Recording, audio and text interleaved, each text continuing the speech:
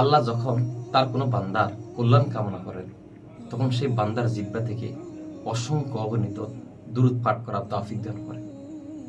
4টি বিষয় মাথায় রেখেই দুরূদ পাঠ করবেন, তাহলে আপনি অবশ্যই দুরূদ পাঠ করার ক্ষেত্রে মনোযোগী হতে পারবেন।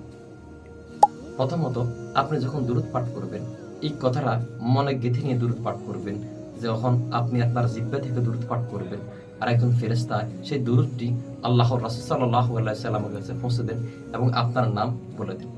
সেক্ষেত্রে আপনি যখন দুরূদ পাঠ করবেন তখন আল্লাহর রাসূল সাল্লাল্লাহু আলাইহি সাল্লাম আপনাকে আপনার নাম সম্বন্ধে জানতে পারতেছেন। দ্বিতীয়ত, যে বিষয়টি সামনে রেখে দুরূদ পাঠ করবেন, আপনি যখন দুরূদ পাঠ করবেন তখন স্বয়ং আল্লাহ আপনার প্রতি 10 বার দুরূদ পাঠ করেন। তৃতীয়ত, যে বিষয়টি সামনে রেখে দুরূদ পাঠ করবেন, আপনি যখন দুরূদ পাঠ করবেন আপনি যে দোয়াটি বা যে দুশ্চিন্তার কথাটি আল্লাহকে বলেননি, আল্লাহ এই দুরূদ পাঠ করার কারণে, দোয়া না করার সত্ত্বেও অধিক পরিমাণ দুরূদ পাঠ করার কারণে আল্লাহ আপনার দুশ্চিন্তাগুলো দূর করে দিবেন, আল্লাহ আপনার হতাশাগুলো দূর করে দিবেন, আল্লাহ আপনার ন্যাক আশাগুলো পূরণ করে দিবেন, আল্লাহ আপনাকে মুস্তাজাবুদ দাওয়া বানায় দিবেন। আপনার টাকাতে সমস্যা, আল্লাহ আপনাকে অর্থশালী বানাবেন। আপনার বিবাহতে সমস্যা, আল্লাহ আপনার বিবাহকে সহজ করবেন।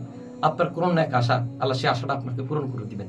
যা আপনি আল্লাহর কাছে বলেননি সেই দোয়াটিও আল্লাহ এই দুরূদ পাঠ করার কারণে আপনার কবুল করতেছে। চতুর্থ, যে বিষয়টি নিয়ে আপনি দুরূদ পাঠ করবেন, যে ব্যক্তি অগণিত দুরূদ পাঠ করে দুনিয়া বেঁচে থাকা অবস্থায়, সাহাবীরা বলতেন ফিদা কাবি ওয়া উম্মি ইয়া রাসূলুল্লাহ সাল্লাল্লাহু আলাইহি ওয়াসাল্লাম, ইয়া রাসূলুল্লাহ আপনার জন্য আমাদের পিতামাতার জান কুরবান হোক। আপনি দুরূদ পাঠ করতেছেন এমন এক মহামানবের জন্য যিনি আপনাকে জাহান্নামের আগুন থেকে হেফাজত করার জন্য, মুক্ত করার জন্য রক্তে রঞ্জিত হয়েছে, নিজের দন্ত মোবারক শহীদ হয়েছে, সেই রাসূল সাল্লাল্লাহু আলাইহি ওয়াসাল্লাম প্রতি দুরূদ পাঠ করতেছেন।